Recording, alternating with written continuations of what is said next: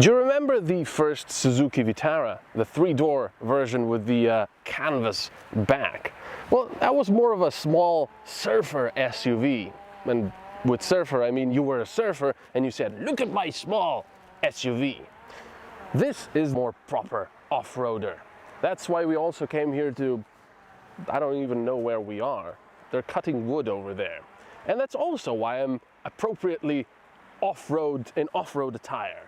SUVs and, well, crossovers are usually quite luxurious these days. They have a lot of things inside like leather and nice materials, but not the Suzuki Vitara, which is actually a good thing because, as I said, it's a proper off-roader. So they went for more hard plastics, which are perhaps not as nice to the touch, but they're much easier to clean.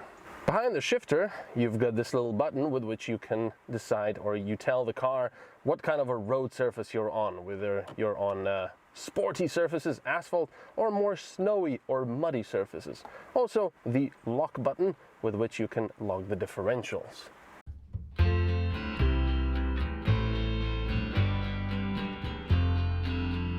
It's true, the Suzuki Vitara, all the way from its beginnings in 1988, was transforming into a more sporty, flashy SUV which we have today. But its off-road capabilities were never diminished. That's also why our test car here is so dirty.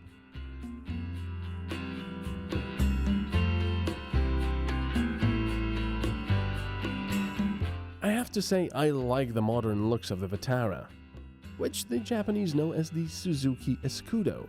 The vehicle got rid of the square shapes and put on a rather more dashing dress for the times. There's a lot of hard plastics inside, which, as I said before, isn't really a downside.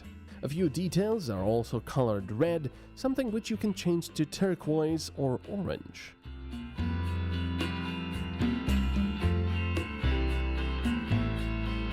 On the center of the dashboard is the infotainment system, which is uncomplicated and isn't oversaturated with graphics, while still offering everything from Bluetooth to navigation.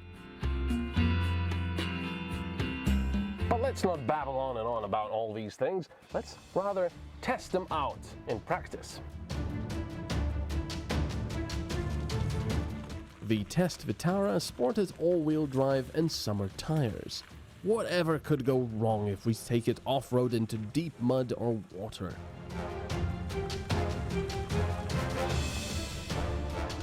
Okay, that's all right. What depth? At least 2 centimeters. Whoa, this is deeper now.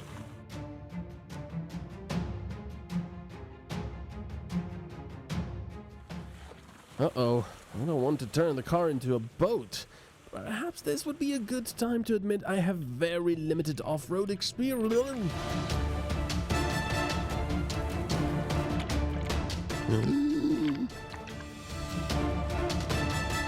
Well, one thing's clear. If you need to drive over deep ditches, which are optionally underwater, you'll do that easily with a Suzuki.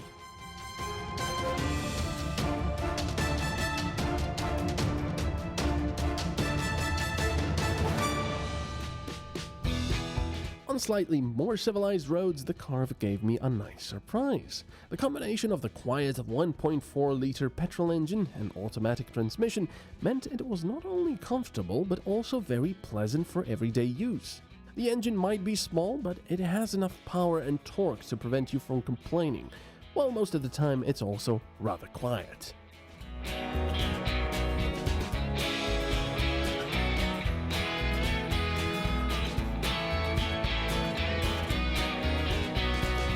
But probably the nicest thing is that you can take the car off the asphalt and onto a forest road, just barely wide enough for the Vitara.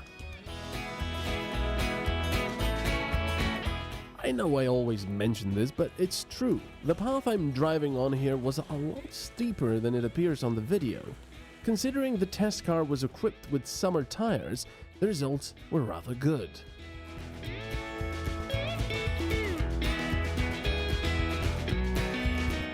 Vitara also sports a hill descent system, which automatically brakes and adjusts the speeds to 10 km per hour.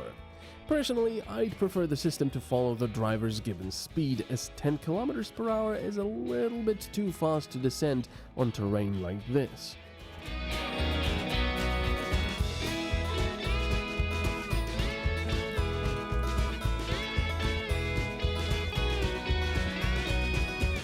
So, nice to drive in a city and rather capable and agile off-road.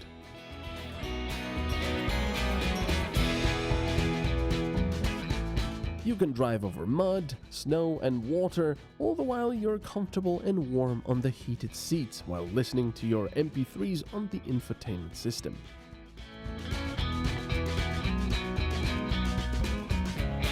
The base model of Suzuki Vitara can be yours for 14,500 euros, while the top-of-the-line model, with the most powerful 1.4-litre petrol engine and all-wheel drive, will cost you 22,100 euros.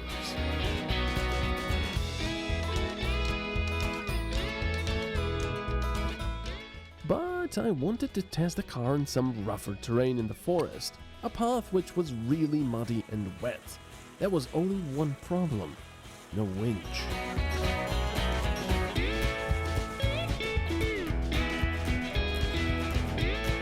The Vitara surprised again, as it gobbled up pretty much everything I dared to wade into. And the best thing? At no point did I have to lug the differential, so the car was capable of more still.